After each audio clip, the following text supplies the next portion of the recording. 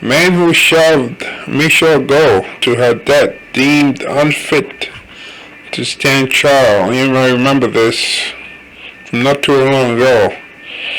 The Asian lady who moved from California to Manhattan, I think on the Upper West Side, moved here, and this man came up from behind her.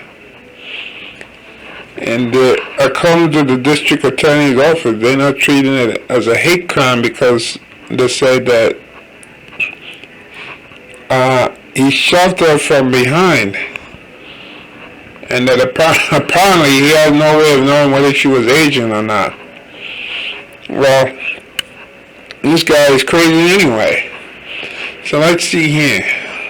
Simon Marshall, the homeless man accused of killing Michelle Go, has been deemed mentally unfit to stand trial, according to the Manhattan District Attorney's Office. You have to ask yourself, though, why is it that Times Square or those areas seem to attract mentally ill people, you know? Like like those mutts attracted to the bright bulb at night. That's what it really amounts to.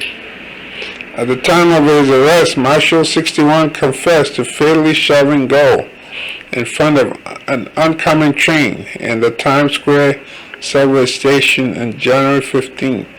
He said he did it because I'm God. The suspect also claimed that Go stole my effing jacket. Yeah, right. Like she would want his jacket. But investigators believe the incident was unprovoked and that the pair had no prior interaction. Marshall has reportedly been arrested 10 times since 1998. He was also briefly incarcerated after robbing a taxi driver in Greenwich Village in 2018. Marshall's sister Josette told the New York Post that he had been diagnosed with schizophrenia, cycling in and out of mental hospitals for at least 20 years. His lawyer, H. Mitchell Schumann, told the New York Daily News that he had been hospitalized 24 times. The assistant district attorney requested 2 weeks to review the mental health evaluation. Schumann reportedly expects the office to confirm the findings, which means Marshall could be locked up in a mental health facility instead of jail. So, locked up for how long? That's the question. The 61-year-old has reportedly been in Bellevue since his arrest. He was unable to appear in court on Tuesday. While Go's death is not being investigated as a hate crime, it has escalated fears among New York City's Asian American communities, which have suffered from increased violence since the onset of COVID-19. Critics have also slammed the city's criminal justice policies as being too lenient, blaming them for the recurring crimes committed by repeat offenders.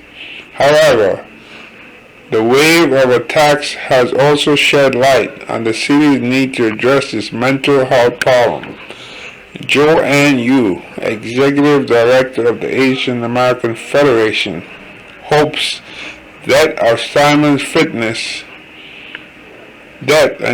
unfitness to stand trial will catalyze the city into tackling the issue.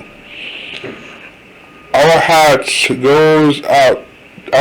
goes out to Michelle Go's family for the trauma they have to relive as this case makes its way through the legal system.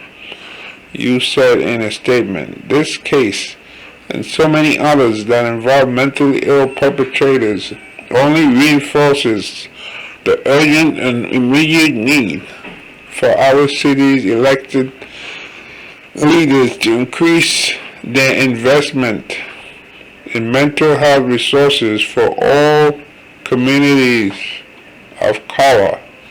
The case was reportedly adjourned to April 19. Yeah, well, there are a lot more people like him out there waiting to push somebody. It's like these people who do that, they expect to be locked up and they won't have a problem for many, many years. So when I say they don't have a problem, they won't have to worry about finding a place to sleep, finding money to buy food. All that will be taken care of. So it's like a cry for help. And they do the most drastic things because, you put somebody to death, that's going to get you confined for a long time. Whereas if you just rub somebody or touch somebody, you'll be out. You'll be out, probably no bail.